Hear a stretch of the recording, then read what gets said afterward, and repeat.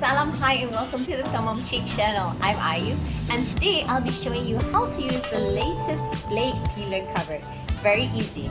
Okay, so what we're going to do first is place the blade peeler cover in here just like that. Okay. Take the blade peeler cover. Okay, insert it. It will be a little bit hard to remove. Place your root vegetables in. Maximum is 800 grams. To the scale. Place 600 grams of water. Insert the lid. Swipe up to the peeler mode. Close the description. Click the timing according to how you want it. And just one knob. And it will start peeling for you. So it's done because you can hear the tone calling us. So we're going to swipe back. Click it. It's already unlocked. 2, 1. Voila! So what you're going to do is remove the simmering basket. Pour it in.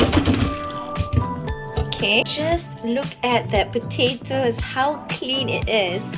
In 4 minutes. Do is just rinse the bowl and you can start cooking whatever you want with your root vegetables. I hope that tip was really useful for you. So this is how the potatoes looks like after using the new blade peeler cover. So if you have not got yours, DM me and you're ready to cook. So for more recipes, tips and sharing, don't forget to follow me, Thermomix.